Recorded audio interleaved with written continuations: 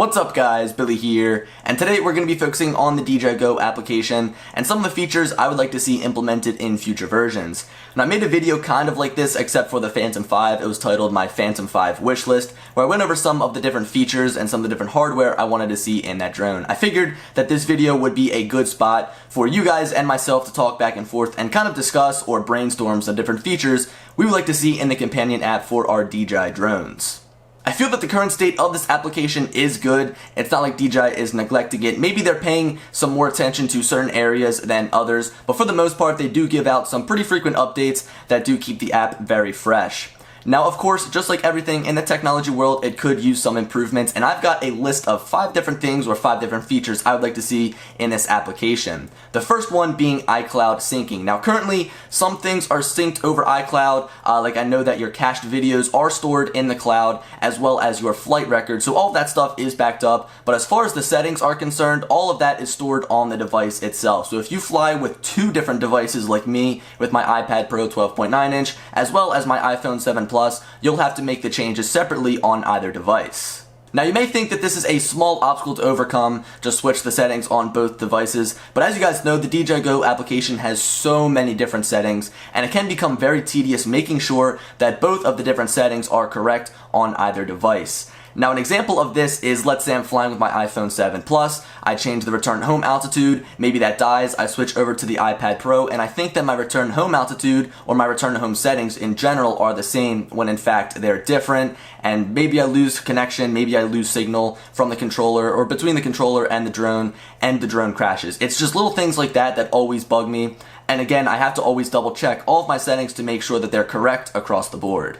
Number 2 on my list, I wish that features available on DJI drones were transferred across the board to all of the DJI drones. Now I know that in certain instances, some of these features can't be copied over. So for example, the Spark has the gesture control mode and it can actually do that because of a brand new sensor it features. So you can't be taking that and just putting it on the Mavic Pro because it lacks the hardware. That I understand. But certain things like the Mavic Pro having the zoom feature and the Phantom 4 Pro not having the zoom feature kind of makes me scratch my head. It's like little things like that you maybe find on the Phantom 4 Pro, and Mavic users will say, well, why doesn't mine say that? I feel like DJI almost has 2 different teams working on these different drones, and they think of these different ideas and don't transfer them over to the Phantom side of things. Now, it may come in a later software or firmware update, but honestly, the fact that we've had the Mavic Pro for almost 8-9 months and haven't seen it transferred over to the Phantom 4 series is a little bit weird. I mean, if you really think about it, digital zoom is not that hard to achieve on the Phantom 4 Pro. It just takes that 4K image and basically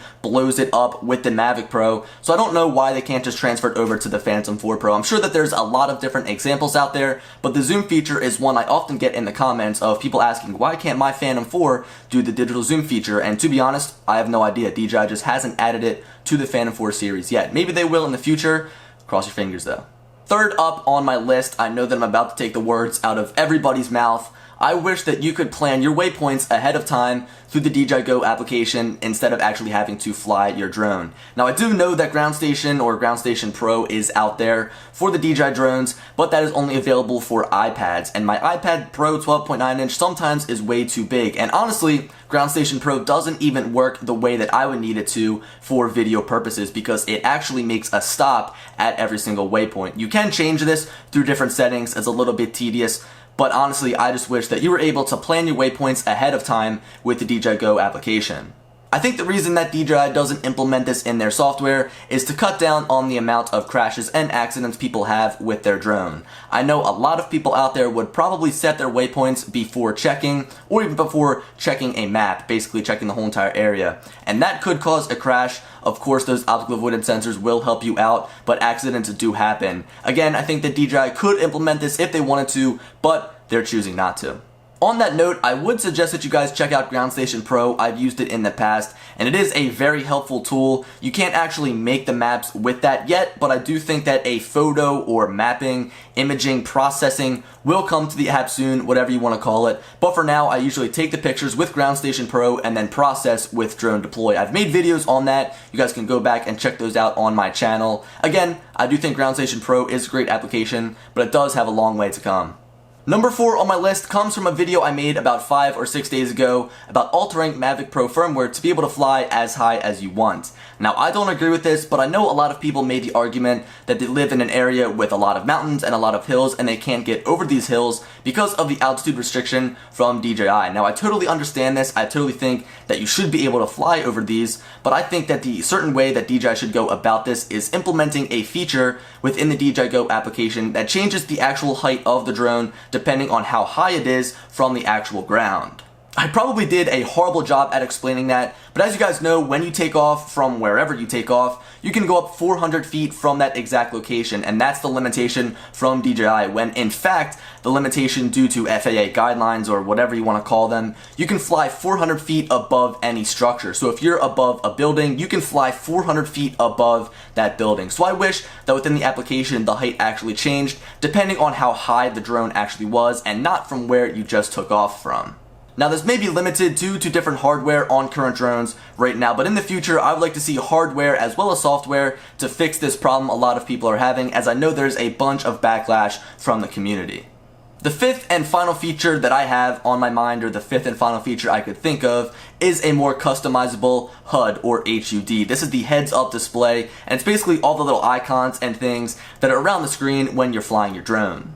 There's a few things you can change here and there, like the map. You can add the voltage up in the top right corner. You can even add the histogram and drag that around really wherever you want to, but I want more customization. I'm someone who loves to customize all their devices, make it my own, and I wish I was able to move certain icons around and really tailor it to my specific needs. With that being said, rather than just moving the icons around, I would also like to take off certain icons that I maybe don't use or really just don't need in general. Now, I feel like DJI may not do this because it could be some sort of hazard, like maybe if you remove the flight battery time or the percentage, you won't know how much battery time you have. I mean, all of this stuff could be a factor, but again, I wish that there was just a little bit more customization as far as the heads-up display is concerned.